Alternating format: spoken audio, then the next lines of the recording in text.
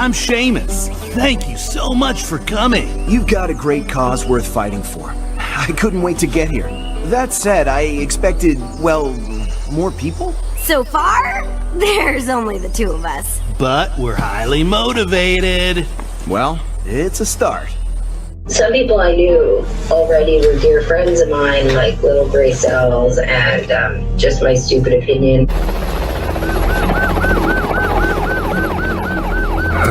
Lots of interesting things. This is absolutely abominable, and the RCMP are really in the shit here, and they know it.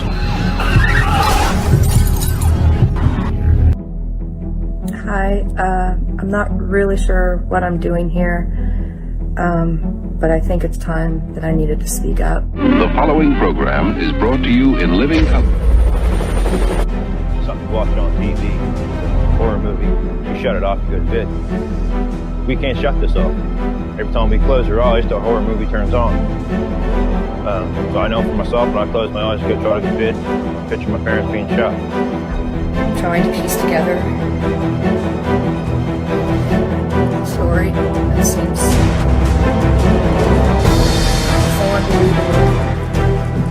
unbelievable. Let's have a look at this.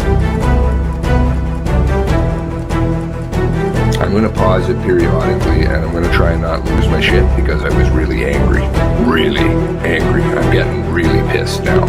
I'll preface this by saying I'm strongly urging all of the victims in this, the victims' families,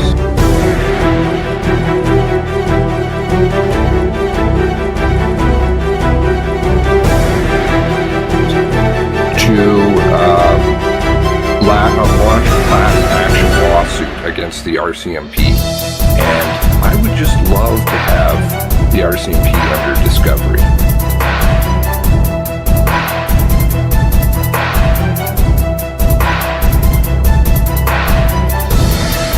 I have a lot of questions, and I'm sure a lawyer would too.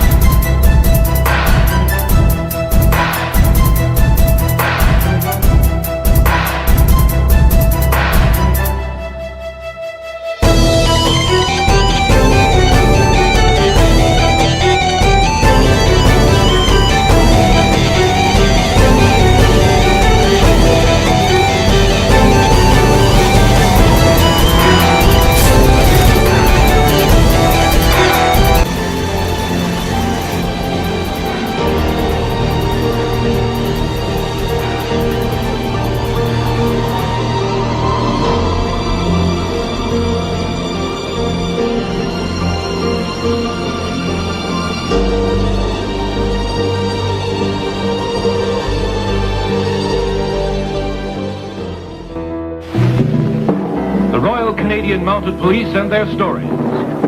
Stories of their courage. Stories of their lives filled with hazard, romance, and adventure.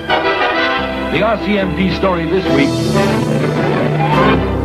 Gunslinger. Oh my goodness, how many windows do I have open? Okay. Don't want to keep you up. I see that, Nikki. I'm sorry. We'll always be here. Just like things to go on the record, that's all. And so, yeah, anyway. And I keep crazy schedules. All right. Brickleberry. Second night. I just lay down and I see the Twitter notification. Definitely worth staying awake. Oh, no. See, I'm sorry. It is midnight, quarter after, 20 after midnight. You know, because IP times, they don't set anything at all, like, I don't know, cameras or anything. What a foolish thing. Brickleberry. Yeah, guys, just, sleep away. It'll be here tomorrow. Linda McDonald, hello. We've got Tara in the house. Hello. Hello. Literally going to, can't sleep. Can't sleep. Oh, one of those nights. Nikki Lewis can't sleep either. Just about to go to bed. Yeah. Cheryl Clark, hello. Ashley, hello. Do I have to call you Ashley? Can I call you something else? I don't know. Beth. Dan. Second stream today. Countryside. Hello. Michael McKay. Hello, Michael McKay. My memory doesn't serve me well. Brother Paul. How are you doing, Brother Paul? Lord's with you. Do you have a couple ciders today and enjoy the weather? Hopefully you guys got good weather down there, Ontario. Just watching today's replay. Okay. I missed the first one today. I'll have to watch it tomorrow, says Brickleberry. None of your business. Morning, none of your business. Keeping late schedules as per norm. Oh dear, I don't even know what kind of schedule you keep, but it's crazy. I'll tell you that. Such a big help for us all. Darlene, hello. Hello, Darlene. Good evening. We got Chiang, Jumbo, on a roll. Call me whenever you want. Call me whatever you want. Okay. Late for dinner? Beauty day. Okay. All right. Now, I don't know quite where this will go, but we'll just play it by ear. I think that's usually the way sadly I do things, but okay. We'll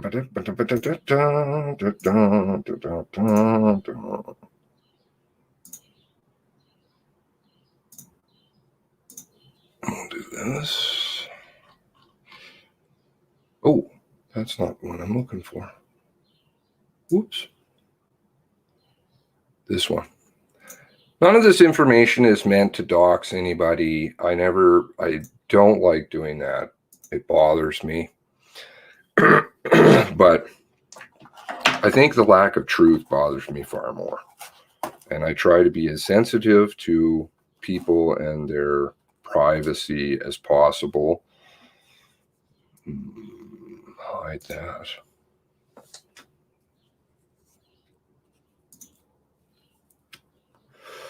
Doreen Alma Bergerman. Obituary. Doreen Alma Bergerman, 28th of December to March 7, 2014. Known as Dodie.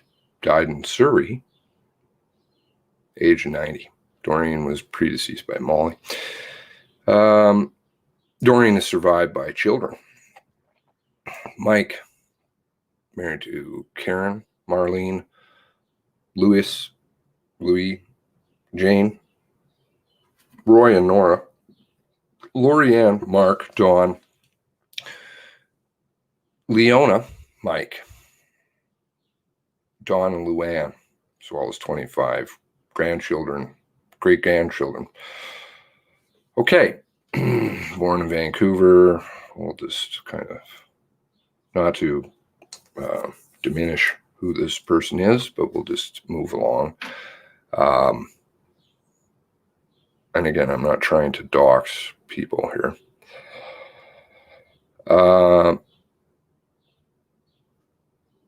Dodie had the opportunity to visit her children in their far-flung postings around the country and was able to visit all 3 oceans that surround us.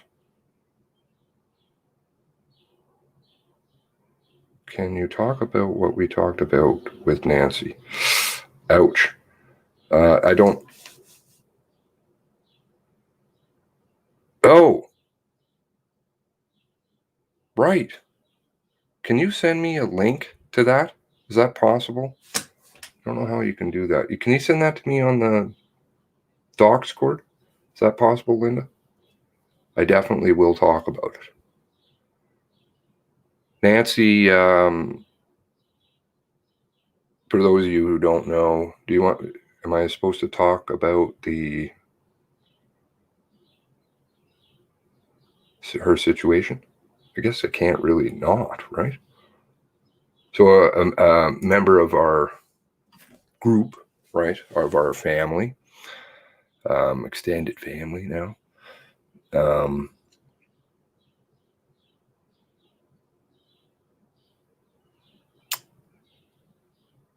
Nancy, husband, passed away. And it's really been hard on her. If you want to talk about who you are in the story, you can. I'm not going to. I'll leave that with you. And so it's been a really tough time for Nancy. And to the best of my understanding, see if you sent something to me out here. I don't have anything from you. There's been a GoFundMe that has been established.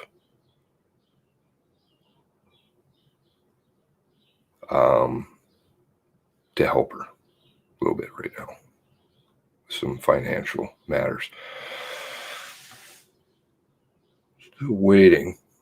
Or can you send it to me on the Facebergs? Is that possible? Maybe that's the best way. You like the Faceberg, don't you? I apologize, everybody. My memory. You're trying. Hello, Michael Juba from Manitoba. How you doing? Sending love.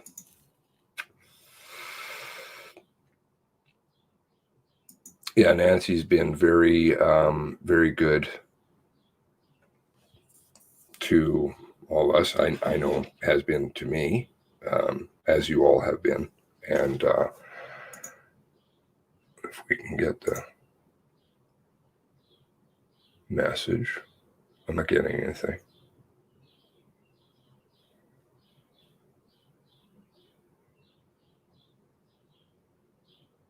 Do they not like me on the Facebook? Is that what's going on?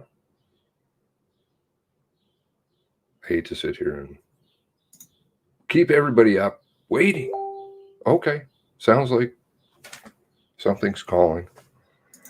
Ding. Okay. Oh, thank you. Thank you, Robert. Excellent. My apologies. I should know this one, right? So there was a post put up by Linda. This is part of our family, Nancy McGilvery's husband. He was the main breadwinner. She needs our help. Every little bit helps. Thank you in advance. Memory of Stephen McGilvery, organized by Angelia. In case I get my pronunciation wrong. And this was just really, very tragic time. So if you guys can help in any way, that would be greatly appreciated. I'm going to leave the link in here right away here.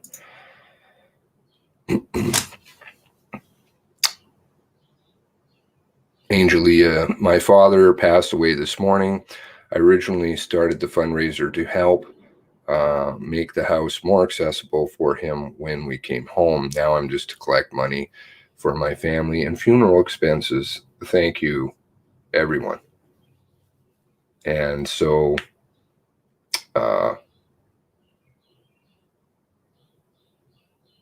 yeah. And those of you, without getting into it, I don't want to without doxing anybody here. So if Linda wants to disclose anything, she can. But if we can help get this figure up, please, let's do that. Okay?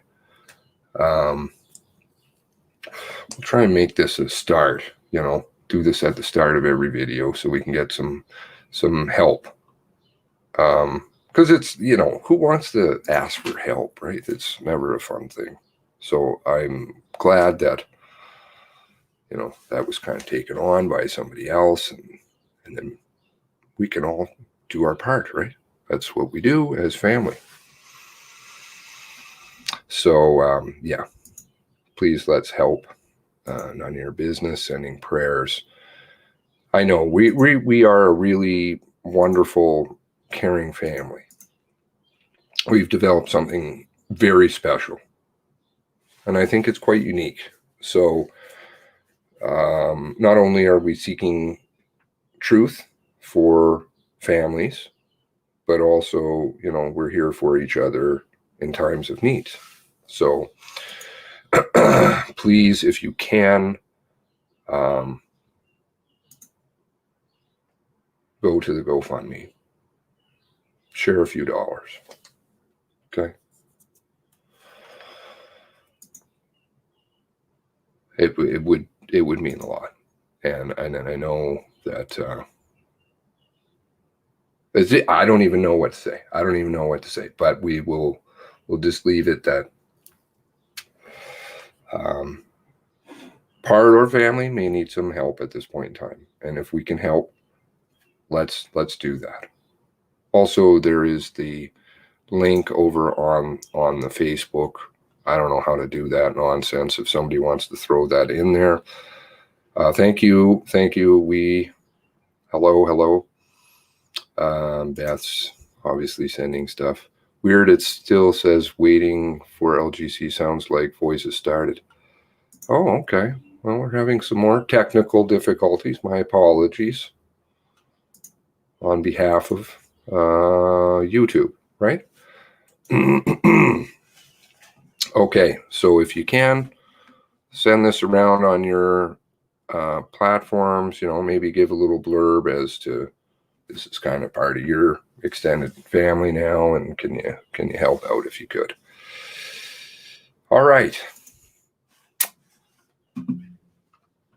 Thank you for reminding me. My memory is so bad. There's always lots going through there, and it's not because I'm forgetting. I don't. I pray, and these kinds of things affect us all.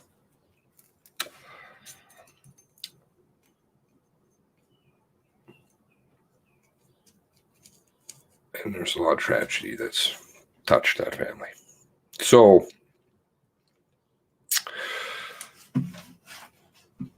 how do you segue back?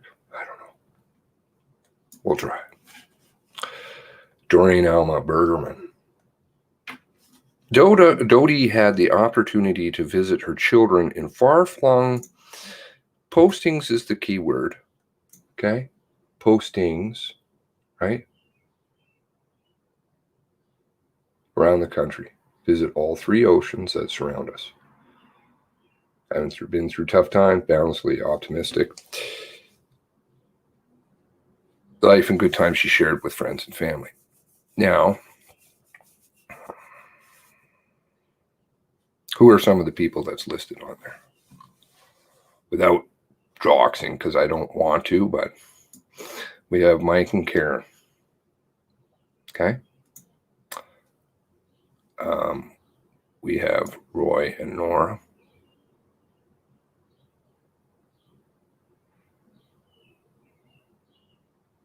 And we have Leona and Mike.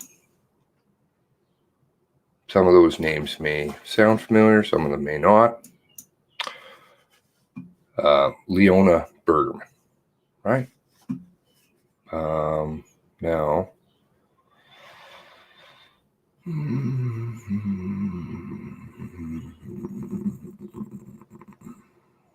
am I going here?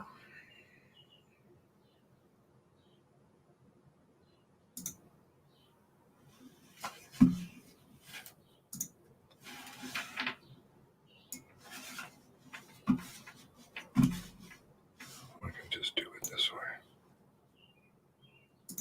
Can't we? How's the best way to do this?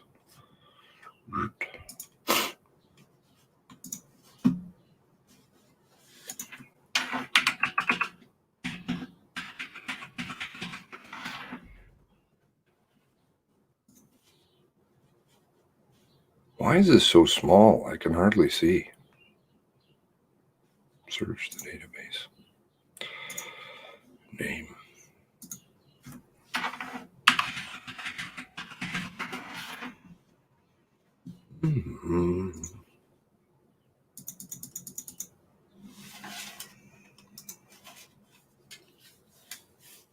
Bergerman, RCMP. These are the members that are listed in RCMP graves.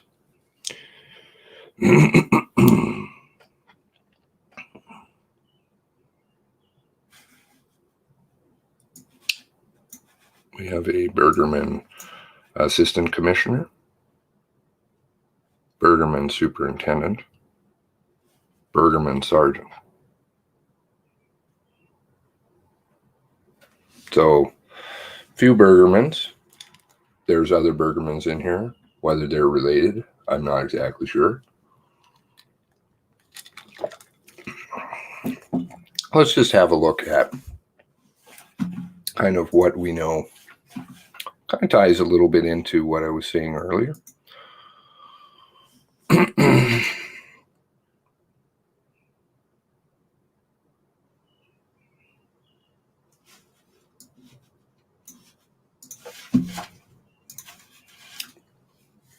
BC Mountie sues force for harassment.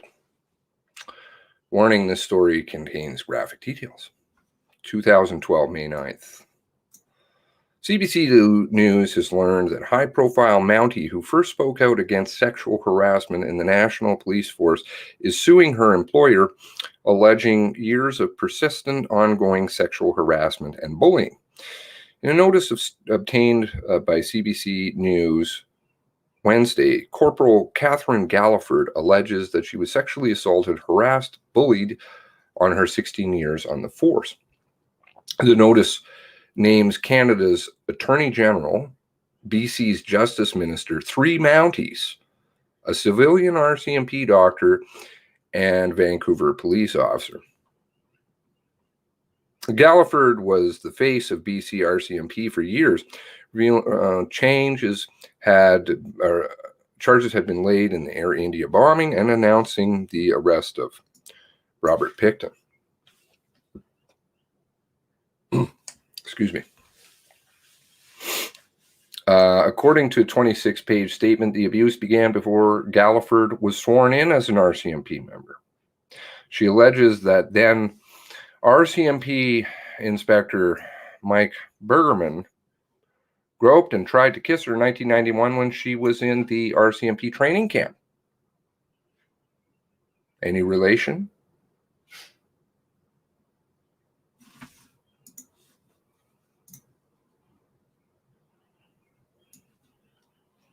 Possibly. Maybe. I don't know. Just laying it out there. Bergerman's misconduct was willful, and he acted with the intent of sexual gratification, which shocked and sexually humiliated Galliford and demeaned her value as an RCMP officer and a human being, the document reads. Galliford did not officially report the misconduct. Not totally uncommon, right? Especially given we're going back in time. This is prior to all the Me Too stuff.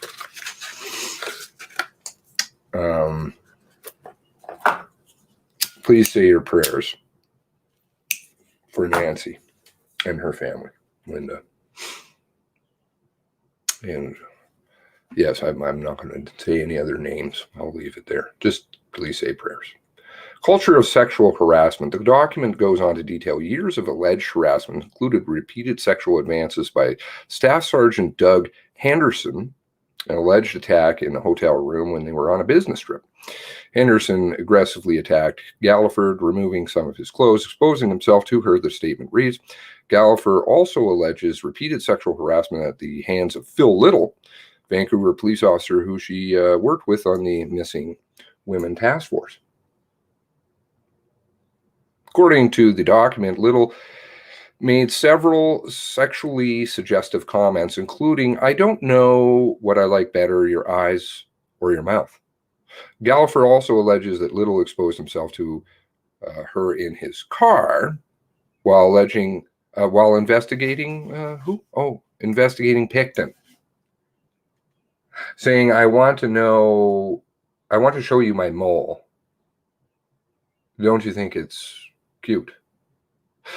According to the statement, Galliford once again did not formally complain for fear of negative repercussions. And I think hopefully I've demonstrated by this point in time, you do have to remember, you go back even further, the culture of fear is way worse. The culture of sexual harassment with the RCMP is so pervasive that Galliford was helpless to personally stop it. The document reads, Galliford had to accept a certain level of tolerance. Sexual harassment, as complaining about it would only make it worse. Very sick.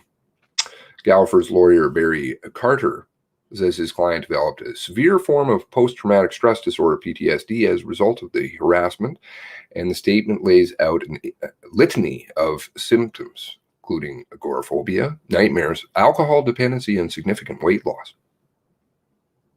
Galliford had been on sick leave since 2007. She's very sick. I would think her career with the RCMP is pretty much done. Yeah.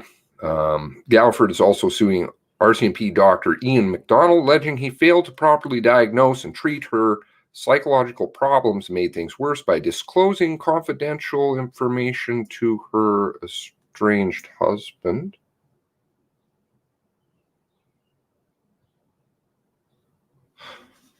I didn't want to talk about this one because, well, yeah, I have my reasons, but I know I've laid out the pieces all along.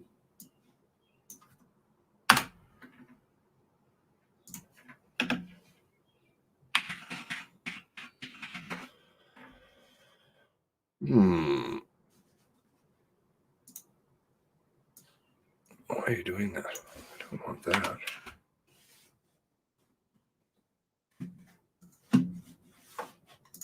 Catherine Galliford, RCMP, corporal, being high-profile spokesperson for the Missing Women's Task Force.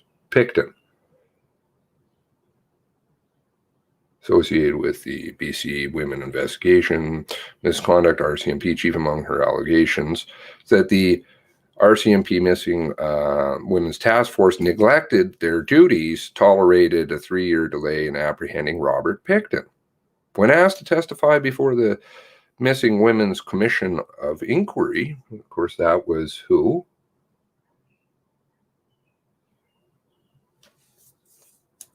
Is that Wally?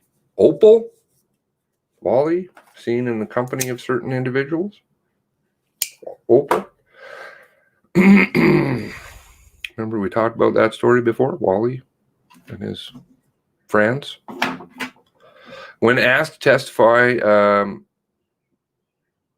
before the Missing Women's Commission of Inquiry, Galliford stated that she would not be testifying for the RCMP, quote, but rather on behalf of the victims. The individuals named included Robert Nixon, the Attorney General, Ian McDonald, the doctor, a doctor in the RCMP, 4 officers 1 month before the hearings began in 2002. The inquiry deemed Galliford too fragile to testify, citing alcoholism and post-traumatic stress disorder. How convenient. How convenient. After Galliford came forward, RCMP denied her accusations, sought to dismiss her from the force. 2013, 2015 trial was set for her case. Then we get the introduction of Janet Merlot. It becomes quite a mess. May 2016, Galliford dropped her complaint against Dr. Ian McDonald, accepted settlement from the defense, subsequently given a medical discharge from the RCMP. Galliford has a son with former husband Darren Campbell, sergeant with the RCMP, Sergeant Major. This information was released when their son Connor Campbell was arrested September 2015, along with 2 others for the murder of 19-year-old Langley resident Nicholas Hammond. Connor Campbell was convicted in November 2016 and has called Galliford every day since the life sentence began. Galliford has stated the effects of PTSD and agoraphobia have prevented her from attending the sentencing. She later said, I have some guilt because after watching what I went through, I know he developed a mistrust of the RCMP. But I think it was parents are parents, and I was a good parent, and I know that. Darren Campbell, Catherine Galliford,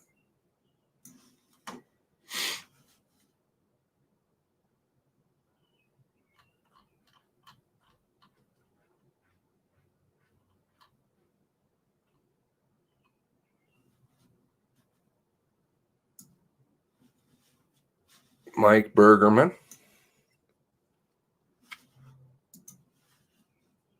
Mike, Leona and Mike, Lee Bergerman. Am I tying it together well here for you?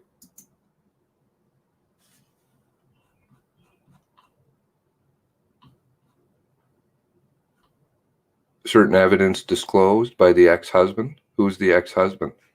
Would that be Darren? Darren, who was then Sergeant Major but became promoted thereafter. And Catherine couldn't testify.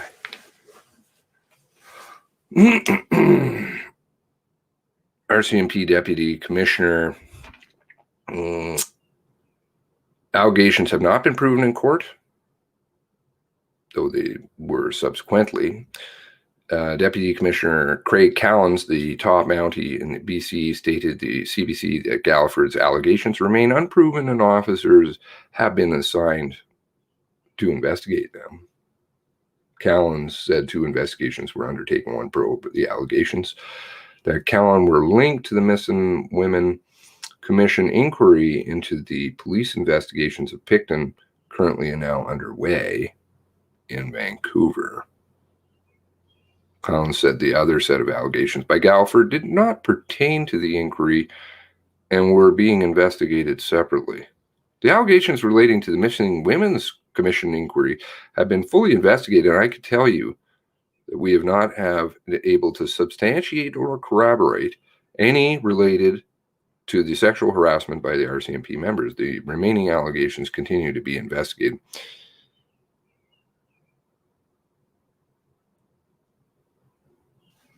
Are you seeing the ties here yet? Woman says officer sexually attacked her.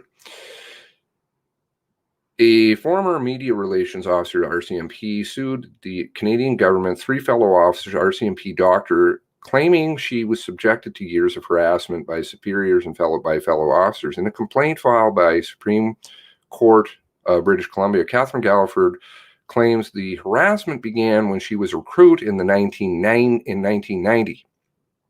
It was then. She said that she met defendant Marva Waya. I'm sorry, name.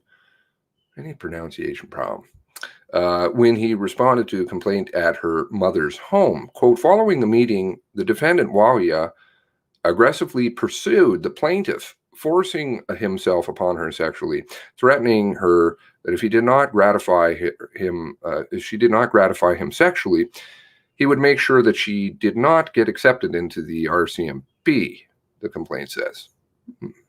Waya began stalking her and forced her to wear a ring when she attended the RCMP training to deter other men from pursuing a relationship with her when she attended RCMP training depot. He was, quote, extremely jealous, according to the complaint, circulated letter, other recruit in her training classes, warning them to stay away from Galliford because she had a sexually transmitted disease. Furthermore, he allegedly threatened to ruin her career before it even began. If she didn't continue a relationship, and later threatened to shoot her. Though he was not charged, Although he was charged, he was never convicted. Galliford claims, quote, certain exhibits had been lost prior to the trial.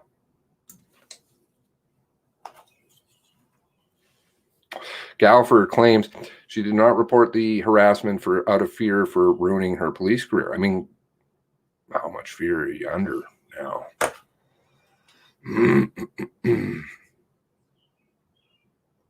You don't understand? Then you're not grasping. I apologize. I'm not sure how I can help you with that. The culture of fear.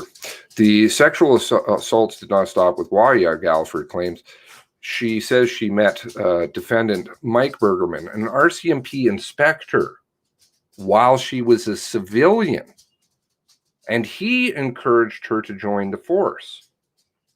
He visited her during her training at the force's depot center in Regina, she claims, asked her out for coffee. Mike Bergerman, Lee Bergerman, Darren Campbell. She's already wearing a ring on one hand from somebody else because he's threatened to shoot her, though evidence is being lost. Not long after getting into the defendant Bergerman's car, the plaintiff noticed that he smelled significantly of alcohol. She immediately requested that he turn the car around, return to depot, which is in Regina, by the way. I believe Mike Bergerman was out in Lower Mainland at that point.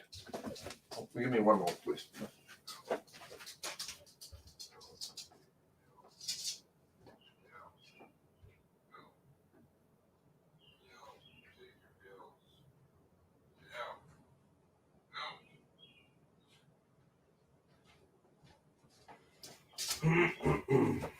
My apologies.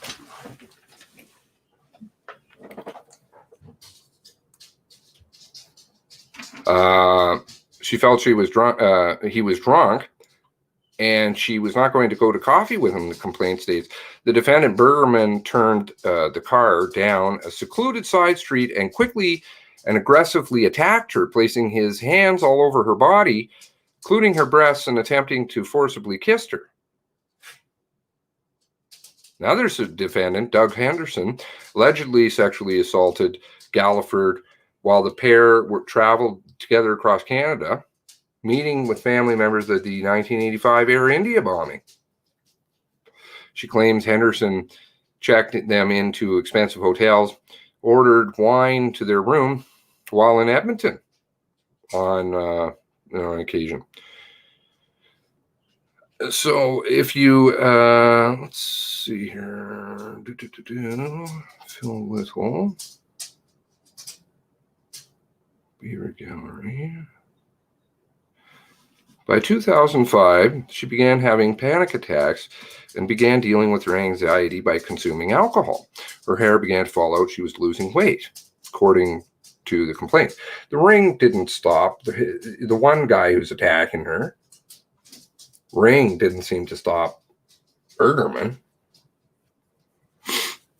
Allegedly demonized.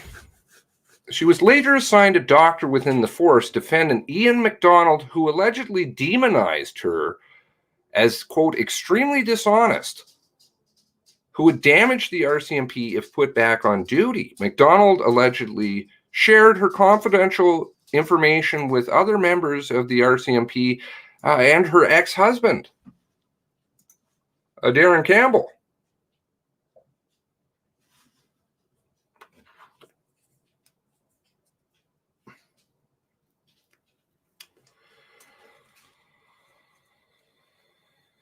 So she didn't have to testify. She couldn't testify at the missing women's Picton stuff. Mike Bergerman.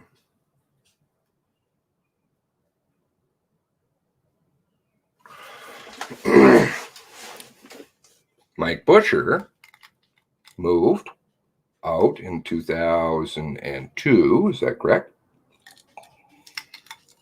Let's have a look at Roy Bergerman.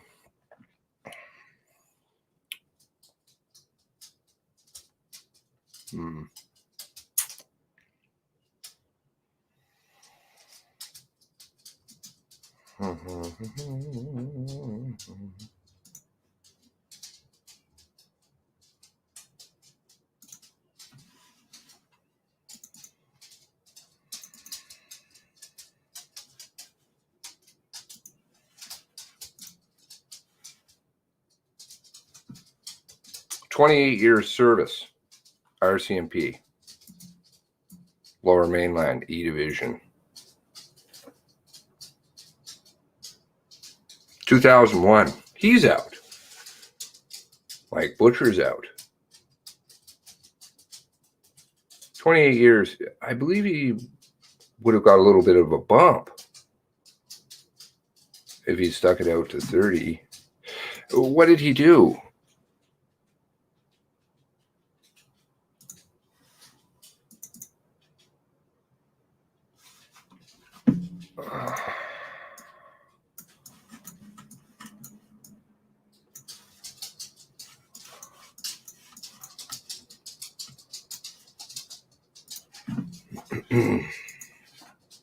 Roy Bergerman. My dog. Uh-oh. Friend, it's okay, buddy.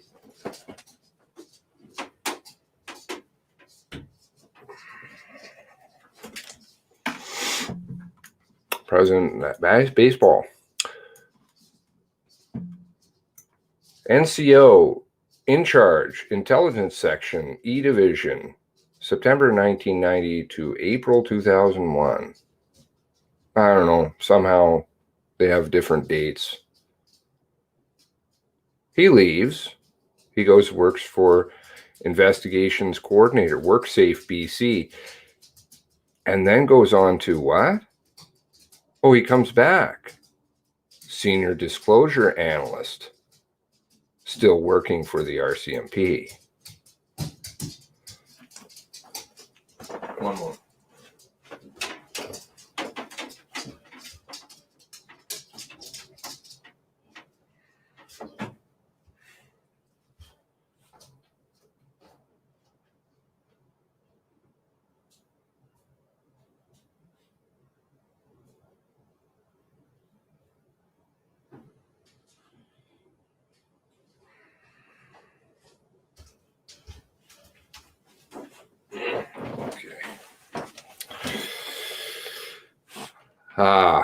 So does the same thing as Mike Butcher, right?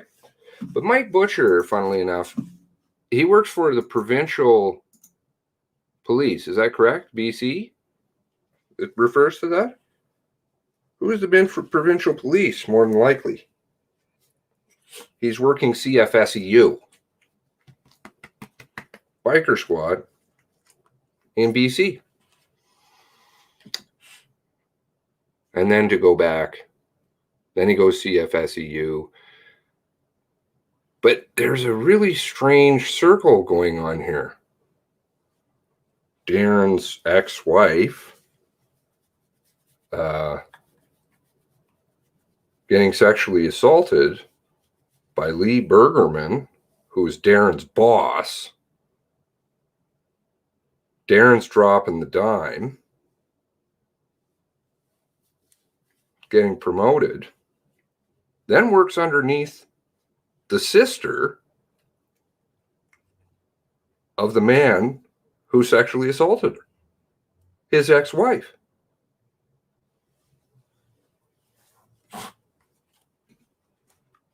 And then Catherine can't testify at the Missing Women's Tribunal.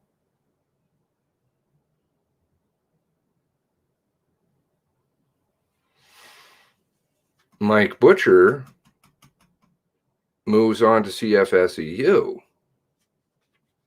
Let's see. Another case that's popping up in the media. quite a bit is the Westervelt case. I'm not sure if those of you who are familiar with it. Let's have a look at this article here. Curtis criticized concerns about how the RCMP, sorry, this is video, handle code of conduct investigations.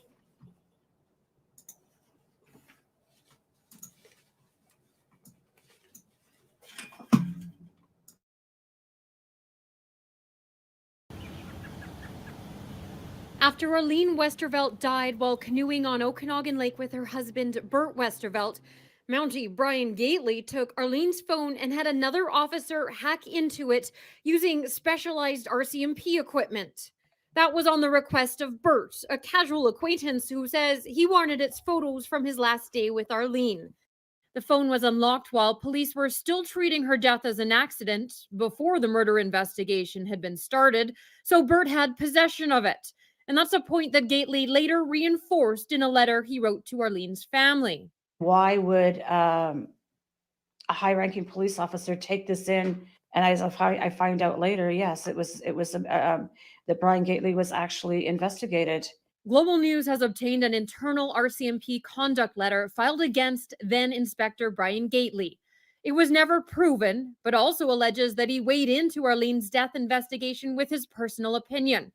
The family believes that's why investigators initially treated it as a drowning death. Bert was later charged with murder, but has always maintained his innocence, and that charge was stayed last July, suddenly halting the court proceedings. Gately says he was not involved in the case and denies that his actions compromised the investigation or the prosecution. Do you think there's a cover-up here? I do.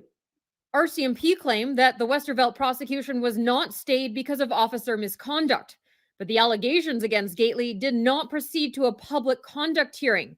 Gately resigned. Well, what happens is it's over. As soon as they resign, the file's declared closed. Nothing happens. The victims are the ones who will continue to carry that with them for the rest of their lives.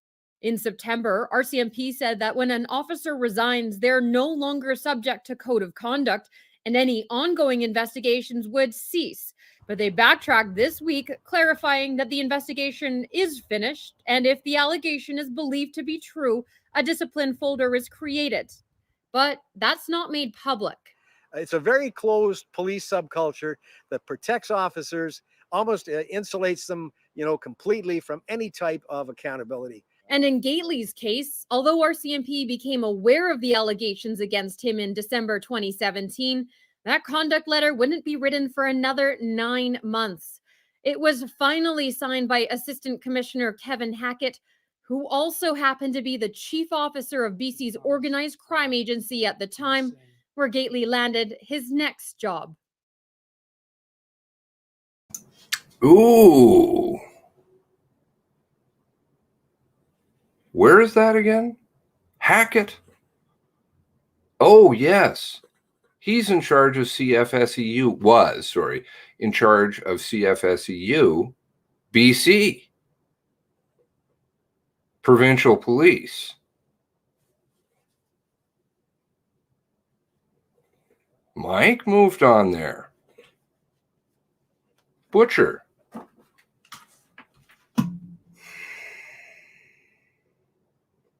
You leave, you get in trouble. I'm not saying for sure anybody, Mike Butcher, got in trouble.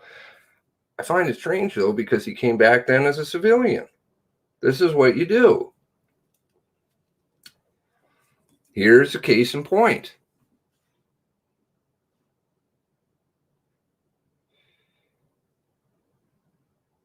CFSEU Hackett.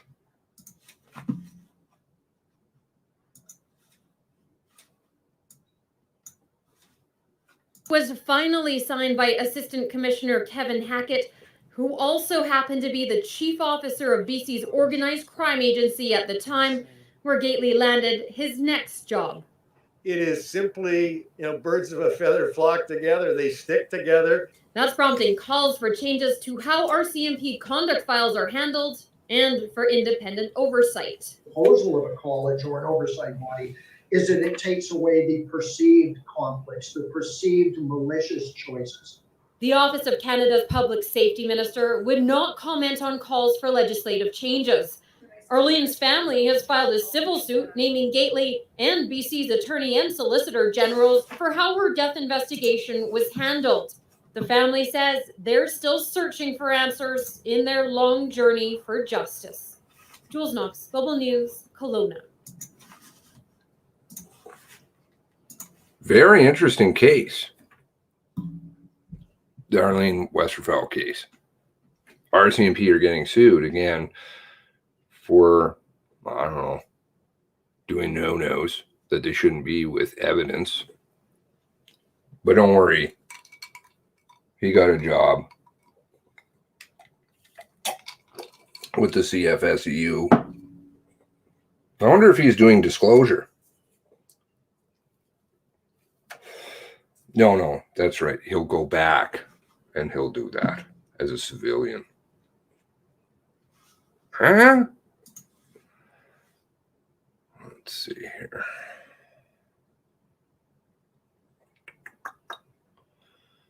Peter German. Wonder if how much I should fold into this story right now. I mean, there's lots more to it, but the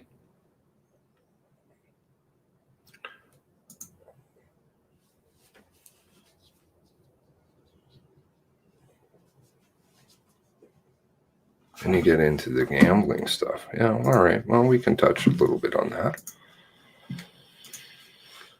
Remember, there's a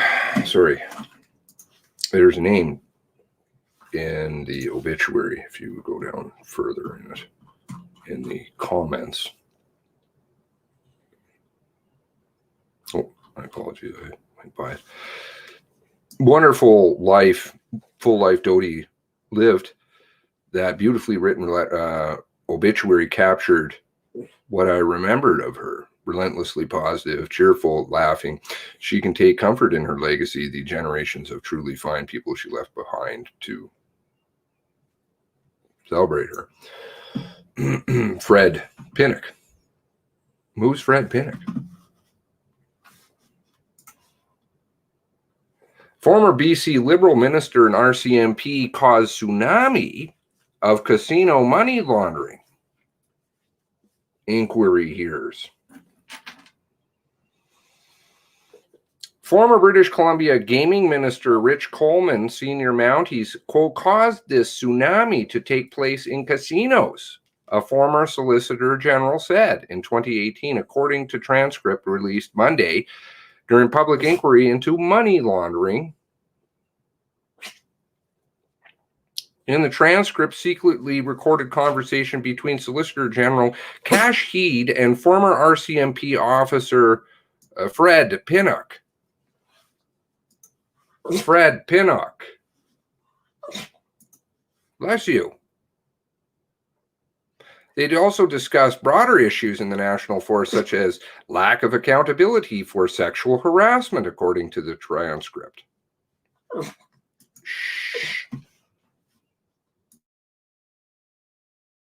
You're accusing me of perjuring myself. Not a chance that happened. A whistleblower, now witness, under fire. Your testimony about what Mr. Heed allegedly told you in 2009 was either A, mistaken, or B, not truthful. Neither is the case. Counsel for former BC Solicitor General Kage Heed questioning witness Fred Pinnock after he testified about their private conversations at the Cullen Commission.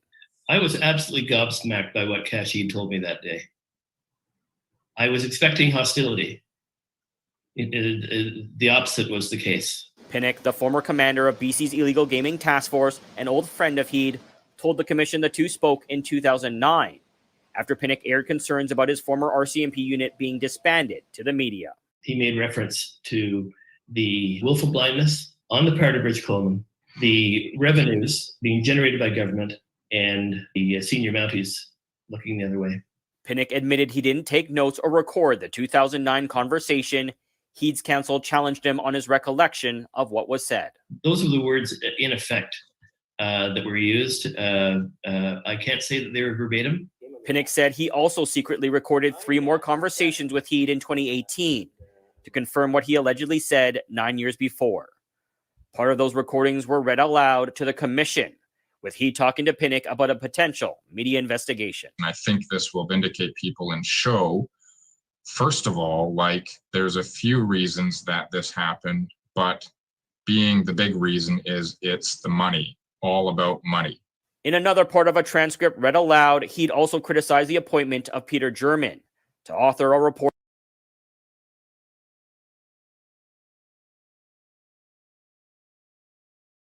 Being the big reason is it's the money, all about money. In another part of a transcript read aloud, Heed also criticized the appointment of Peter German to author a report on money laundering in BC casinos. When he hired Peter German to do his thing, I phoned him and gave him Mr. Pinnock. In the transcript, Heed connected German as part of the policing leadership that shut Pinnock's former unit down. Mr. Heed, it was for 3 individuals' names, and German that were part of the decision-making were puppets for Coleman to pull, I get. The focus of the transcripts, not new evidence, but to suggest Pinnock's memories of the conversation were blurred and were therefore unreliable or untrue. I'm not perfect. My evidence delivery today has been less than perfect. I concede that. But, sir, I've done my best to tell the truth. Heed has told Global News he expects to be called as a witness and cannot comment on Cullen Commission proceedings. Peter German.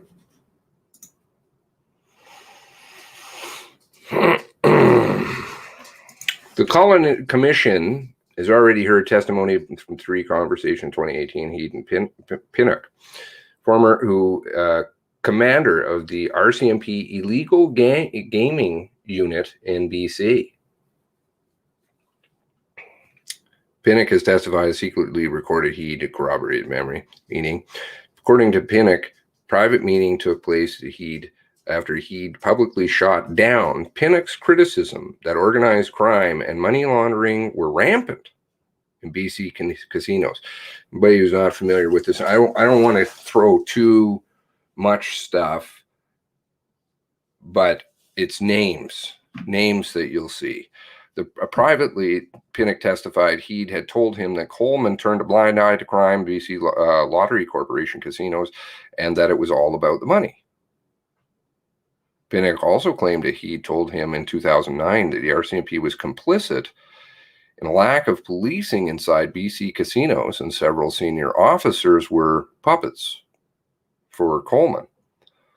The Commission has mandated a probe whether the corruption allowed money laundering to take root in BC casinos and real estate. While some parties named in the secret tapes included Coleman, and the RCMP argued the evidence should be inadmissible, Commissioner Austin Cullen decided to admit and release the recording transcripts Monday, ruling that they provided indirect support of Pinnock's testimony. Coleman argued scurrilous gossip of dozens of individuals and contained unfounded and inaccurate allegations, Cullen wrote in his ruling. But some of the portions of the tape would be released, Cullen wrote, and other portions may come later, depending on evidence in the coming months. Mr. Heed appears to have adopted Mr. Pinnock's suggestion of what they talked about. The big reason it's all about the money. All about the money 9 years ago, example 2009. Coleman strongly denied turning a blind eye to the wrongdoing of BC casinos, though his lawyer has said he will not comment on the evidence of the inquiry until he testifies next year sometime. Heed's lawyer also argued that the commission, if Heed is months away from being able to address the transcripts, let's see here.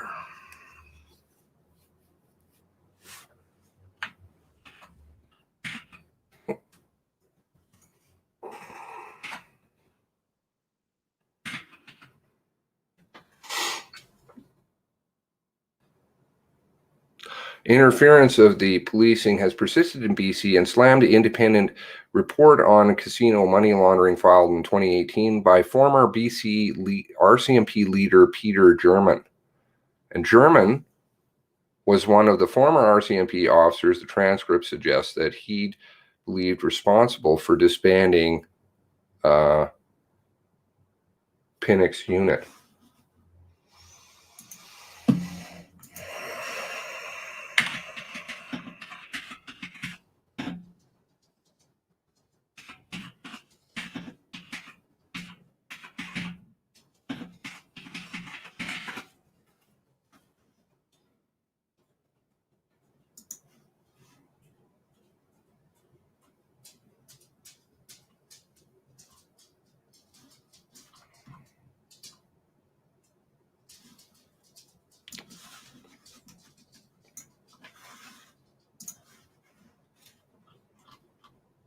Senior RCMP allegedly aided accused officer. Deputy Commissioner says the RCMP policy for accused to see information. One of the 3 remaining candidates for commissioner of the RCMP job was accused of helping an officer at the center of sexual misconduct scandal, CBC News has learned. Deputy Commissioner Peter German, who is allegedly a statement of claim to have aided Sergeant Robert Blundell. Anybody remember mentioning Sergeant Blundell?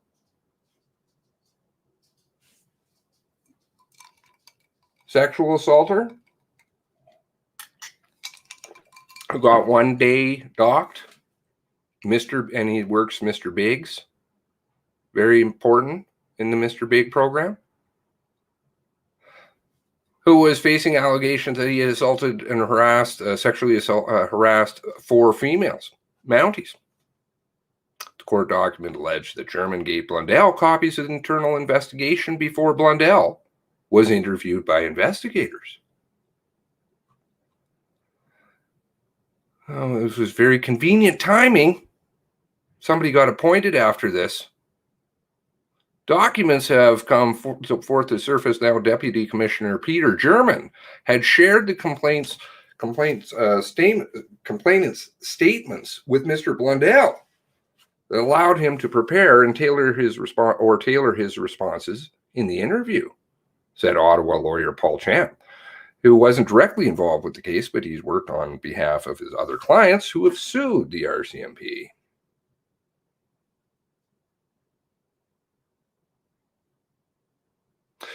Those are the kinds of things that are very troubling. Sergeant Blundell's career was obviously in serious jeopardy, and a lot of people knew that, and evidently there were other superior officers who were willing to reach out and give him a hand. Mr. Big program, very important. Can't have Blundell go down. In an email to CBC News after the story was broadcast Wednesday, German said he had nothing improper and did not intercede personally as Blundell prepared for his disciplinary case. At no time did I provide files or statements to the member under investigation. German also said that RCMP policy allows officers like Blundell, who are facing disciplinary proceedings, to see details of accusations made against them. The details likely would have been accessed by an officer of the RCMP staff relations representative. I just adamantly deny the allegations in particular statement of claim. A statement of claim has yet to be proven in court. Civil suit never went to court to my knowledge. German also said that there are many organizations face sexual harassment issues and that the RCMP was working to enforce its policy of zero tolerance. Claims of systemic harassment. Female officers, Corporal Catherine Galliford and former Constable Krista Carley. Remember what happened to her?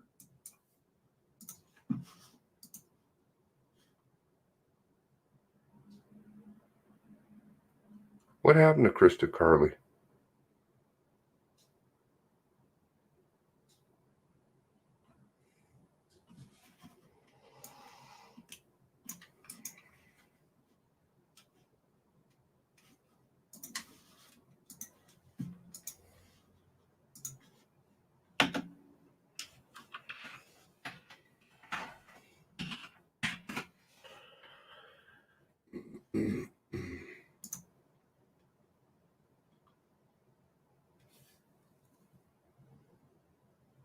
She killed herself.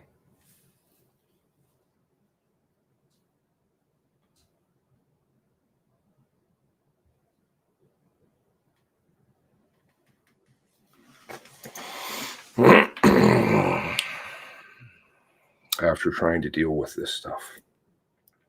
Claimed they faced years of sexual harassment as RCMP officers. Former Constable Sandra Kelly also said she left the RCMP because of the way that women were treated.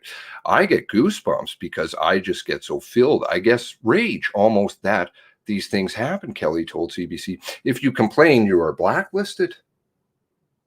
This is awfully like the kettle calling the pot black. Where's the women's groups now? I'd like to know. Don't want to uncover your dirty secrets?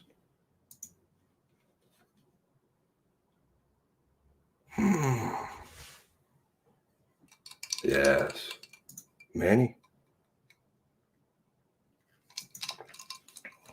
I get goosebumps because I just got so filled with rage. Okay, if you complain, you are blacklisted. The statement of claim also said German was one of the number of officers who created a negative climate for women who tried to complain about harassment. Statement of claim also said that German was one of the number of officers who created a negative climate for women who tried to complain about harassment.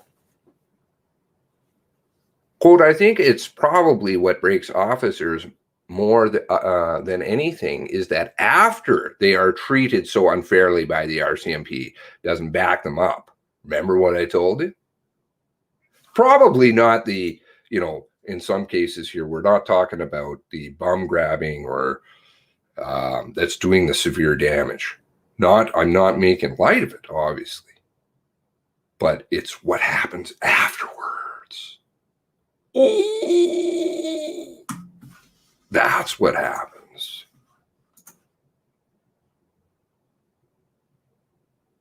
Suicides, PTSD, alcoholism. Is it a third of the members are run out, I believe, on, I'd have to double check, but I think it's something like that. It's unbelievable what's going on within this force. Who's at the top of it, though? I don't know. Who do you think?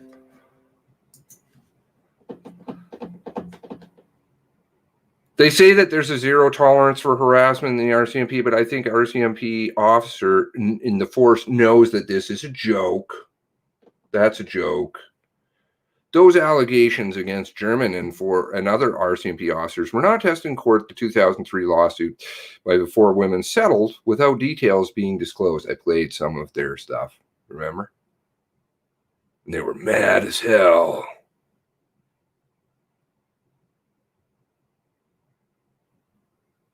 Blundell faced internal discipline, which resulted in him losing a 1-day vacation time.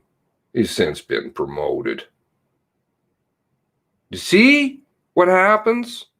You rat, you sell your soul, you go up, you do the right thing, you go down.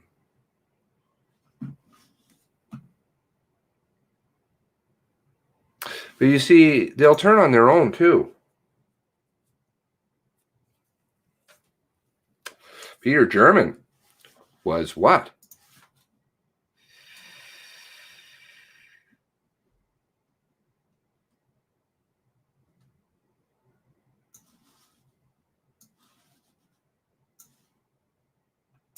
One of 3 remaining candidates for commissioner. Who became commissioner?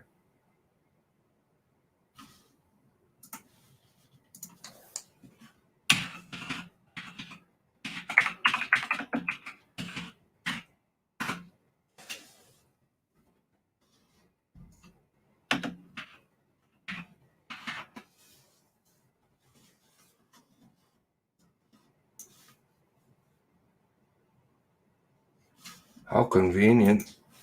This stuff comes out. Boom. Peter German goes down.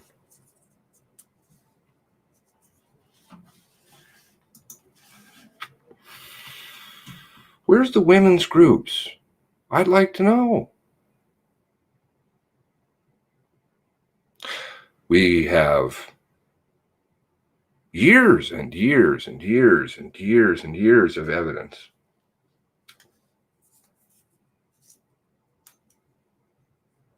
Lives that have been lost.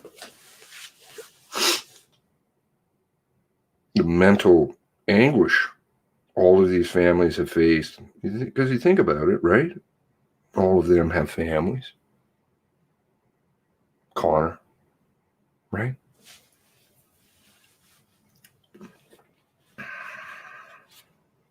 Campbell sold her out.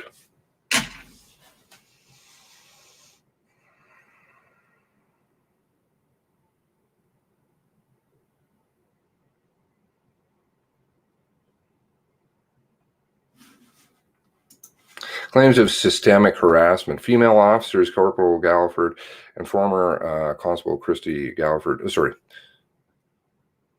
I believe that's the end of the article. Yeah. Has since been promoted. Just like Staff Sergeant Campbell.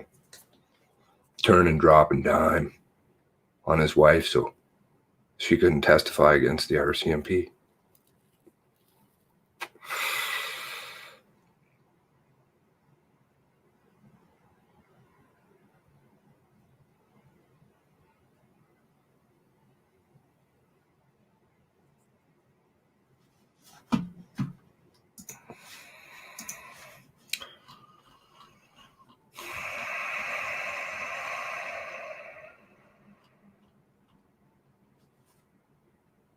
And where's Darren working now? I mean, it's so odd.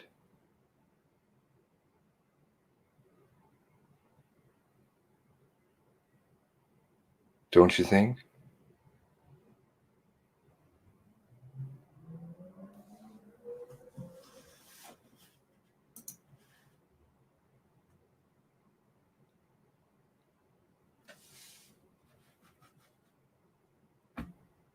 Turning evidence on your ex-wife, public conversations, Ian McDonald, is it Ian McDonald, Dr. Ian McDonald? Private conversations, confidential ones.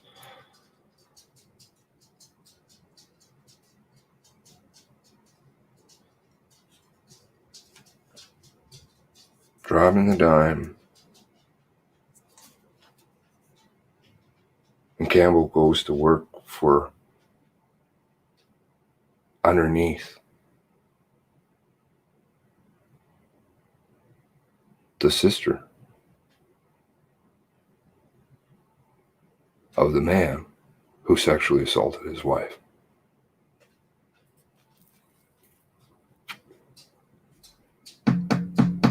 I would like to know where the women's groups are now. I would really like to know. Because you don't have one shred of evidence in the case of Lisa Banfield. But there's mountains on the other side. Not a peep. Not a peep.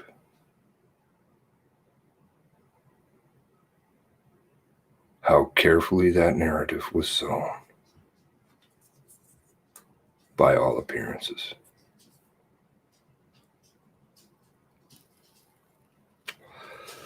I call on Linda McDonald and Jean Sarson, RCMP, and Femicide Observatory, because you got women that are killing themselves. To probably go after the one there is lots, decades of evidence on.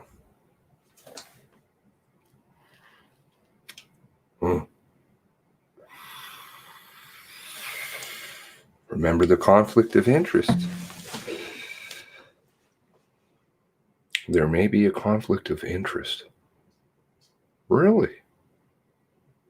How do you know that? How do you know that, Lee? How do you know that there may be a conflict of interest? Is there something they don't want people to know?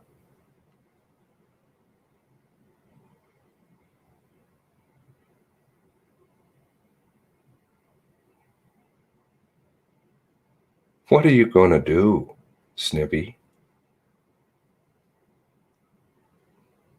What do guys do?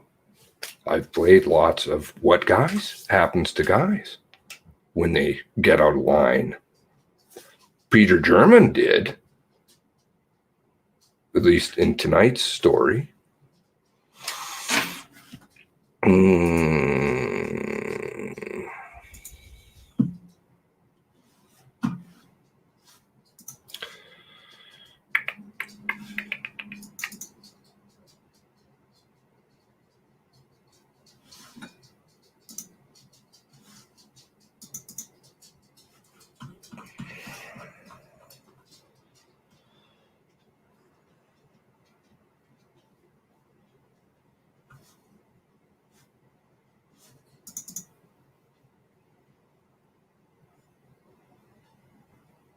Wow.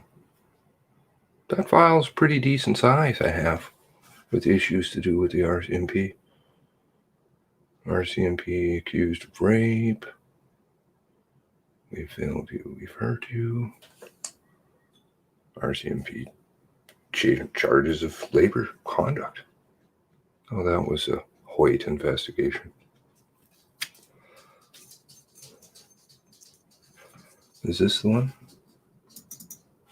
A former RCMP officer and psychologist is amazed by a phone call he received from his former employer. For the past 3 years, Mike Webster has not been working for the Mounties, but this past week he got a call from them about a sensitive RCMP file he still has at his home. The call has furthered his concerns about how the RCMP is now being run. Here's our Kendall Hansen. Go in and I'll grab a couple of files and I'll come out and show you.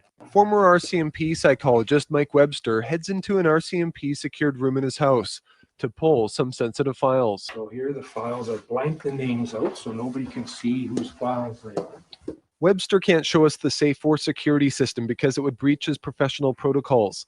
But these are two psychological profiles of more than 440 Mounties who applied to go undercover that have been sitting in the safe at his house since his contract with the RCMP ended in 2009. This is pretty personal stuff. It's highly sensitive. And these are people right across the country, from one coast to the other, who have made application to the undercover program. Webster worked with the Mounties for 35 years, but when the use of force expert saw the Robert Jacansky tasering video in 2007, he gave his opinion to both the media and the Braidwood Commission. They panicked. They didn't know what to do. They abandoned their good basic training and they embraced some very questionable training that they had had more recently. And we ended up with a terrible tragedy. Webster says the RCMP immediately began to sever their relationship with him. His contract for this work was not renewed when his contract expired, and the files have just sat in his house since. If I was somebody who was angry at the RCMP, hostile towards the RCMP, wanted to hurt them for what they had done to me, I could have sold these files to my unsavory friends. And then the phone rang Tuesday. Webster says a Mountie in Ottawa called to inspect the security system at his house. Webster was dumbfounded. Leaving this safe here with these files in it is reflective of the RCMP being all over the map. The right hand doesn't know what the left hand is doing. In a statement, the Mounties say the files were never at risk, and security provisions apply both during and after one's service with the RCMP, and that there is an onus on all employees and those contracted to work for us to immediately return classified or protected information. I'm afraid they don't know what they're doing. Webster says he will hand the files over if there is a proper process to officers with proper security clearances, something the RCMP says they are now lining up on doing.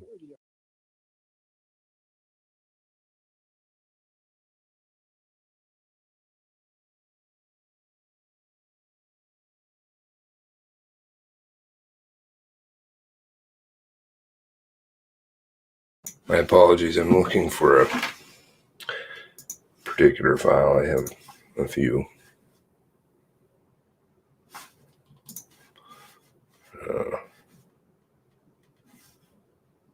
Anyways, I don't want to throw too much out there right now, but wow. Wow. Just wow. This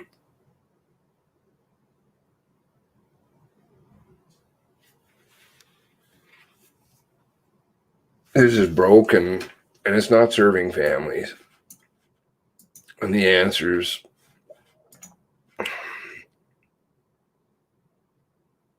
will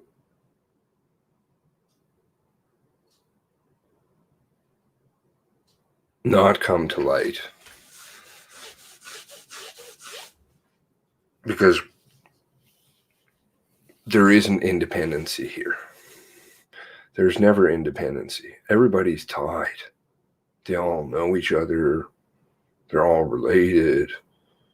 It's just always the war room that I always have talked about that functioned right away. How do we defend ourselves? Defend what we were doing.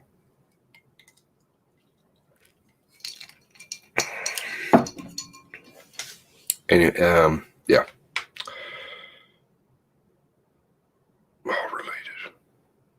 I don't know if I've done a good job conveying some of this stuff because there's a lot. You know, and I just kind of skim the surface of it.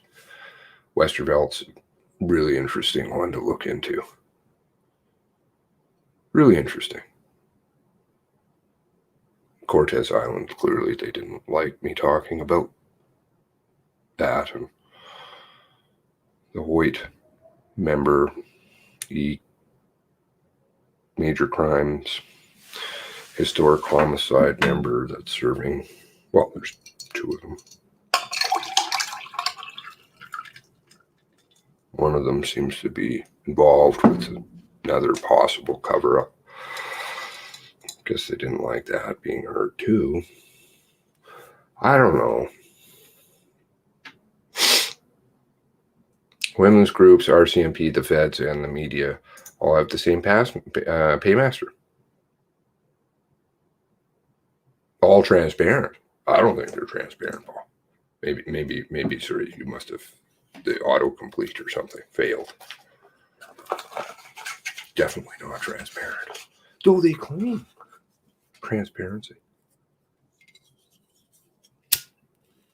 The sick part of this is, you know, if you look at it from a kind of a larger picture, do you know who's also getting really traumatized throughout this whole process? Throughout, well, all of these stories?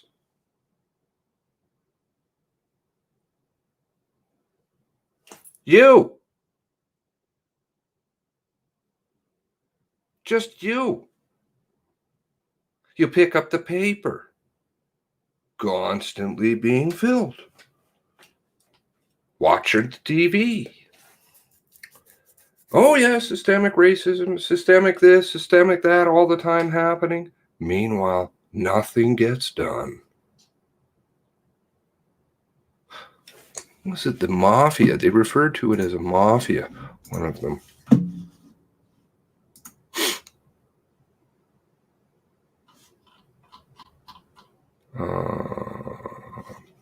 I believe it was Pinnock. I could be wrong.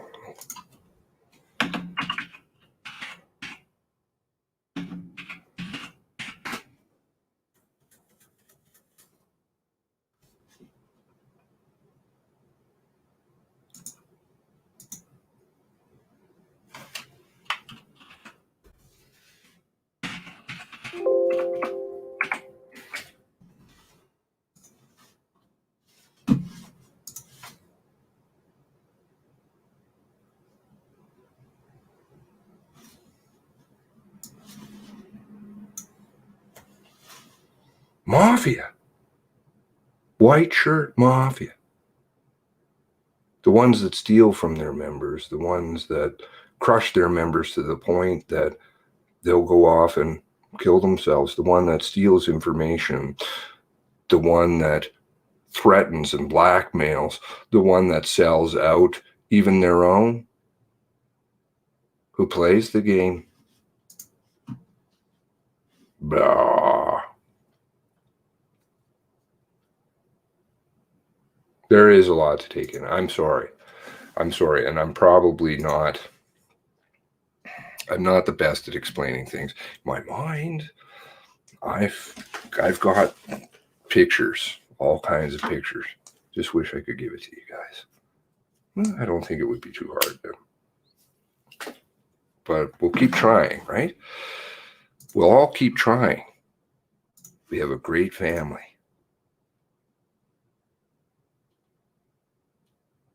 And I, feel very lucky to be a part of it. It isn't an egotistical thing. It's not a self-serving thing. It's just being a good person. All of you are good people. Most of you, right? I know there's a couple in there that are probably not so good. Well, that's fair. Got to keep tabs on everything, right? It's the way the game is played.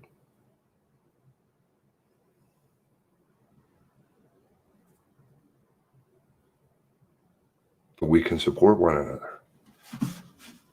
And I think that's probably a good note to close on. Can we please, go and help?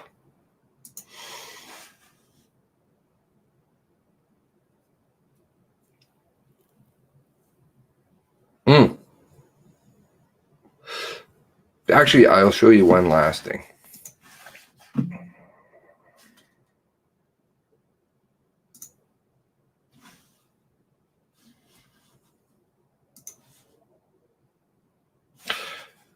I was going through CanLaw. CanLee, as somebody else in this group likes to refer to it as. I don't know. I always knew it as CanLaw in our family. Not saying, I am absolutely not saying that this is anybody related. I am not. But the last name is interesting. The defendants, plaintiff July 10th, 2017 statement. The defendants say that a plaintiff appears to have described the contact very differently than how he does in the RCMP statement he made earlier. A summary of the RCMP statement is found in an attached affidavit sworn by the plaintiff. On July 10th, 2017, the plaintiff reported that the contact made a statement. No charges filed. No charges filed. He filed a complaint under Part 7 of the RCMP Act, 1986. One part of his complaint was that the officer, Constable Bergerman, who took his statement, did not put the transcript of it to file. In the end, the plaintiff's complaint was investigation report pursuant to the RCMP Act dated July 23rd, 2019, authored by Chief Superintendent Burley. Oh, I'm not going to touch that right now. With regard to the plaintiff's statement, Burley's report reads, Constable Bergerman was genuinely surprised that your statement hadn't been added to the operational file. He immediately checked his audio recorder and located his statement there. Your statement there. He immediately found it. He's just surprised. Constable Bergerman provided the statement forthwith to Sergeant Landy, who then transcribed it. I reviewed the statement you provided and noted that you felt you had been assaulted by a paramedic, which had been requested by Constable Bergerman to obtain the video footage which may help you prove this claim. On the Burley report, summary of the statement, the plaintiff's July 10th, 2017 statement does conflict with sworn evidence. Notably, the plaintiff put the Burley report into evidence to prove the RCMP report was not properly investigated. That is, plaintiff put the Burley report into evidence for the truth of its content and did so without qualification. As such, the summary of the statement found it effectively an inhibition against interest. But isn't it convenient here? I just happened to find those tapes. I don't know. Somebody in this story, interestingly enough, filed a FOIA, an ATIP. Of course, what did it read? I loved this. This is on something that's actually quite old. They should have ready access to it. It's on their file.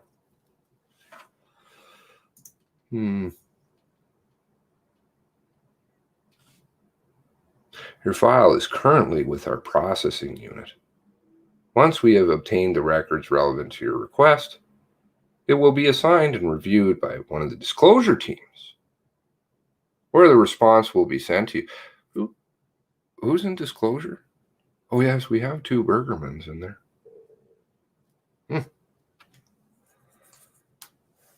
We cannot provide you a timeline when that will be sent, as there are other files in the queue that may have an impact on when your request is finalized. Please note that you have a right, anyone who may be requesting information from an ATIP office, file a complaint in relation to their request.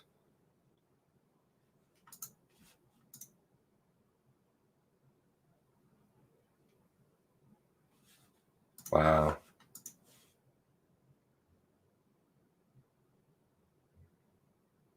Privacy Commissioner. Really? It's their file.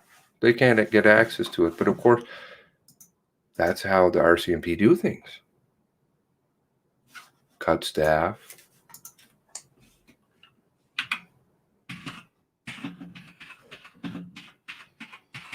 Maybe that was how they made up the money. Who knows? There's a lot of creative accounting that goes on down there.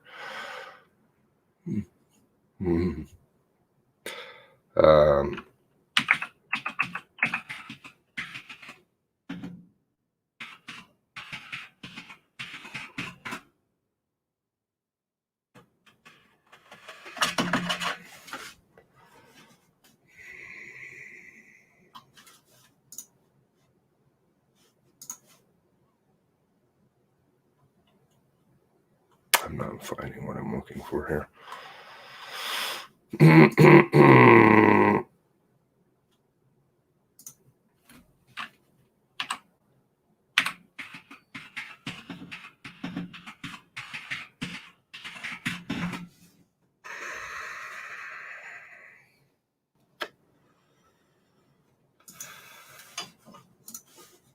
RCMP is so slow to act on access of information requests, it's under investigation. Yeah. How much faith do you have in that?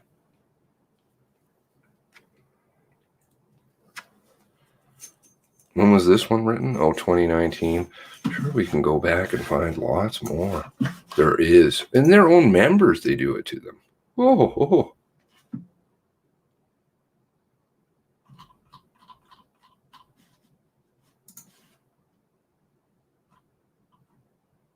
Yeah, I'll bring those all up at another time.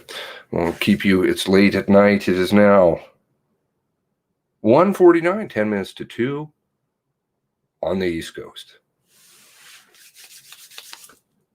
Have a great evening, morning. My apologies. Much love to all of you. Special prayers for Linda and Nancy, obviously. Please remember to keep them in your hearts. If you can donate to them, that's awesome. I'm going to throw that link out there again. Thank you, Robert, for sending that along. Gotta keep our family. You know, it's what we have, right? That's what we hold on to. Keep her in your heart and prayers. Keep all of their family in your heart and prayers. Because they've had a lot. They've got a lot to go through. And if you have a few extra dollars, please throw that over there. God bless you all. God bless the 23.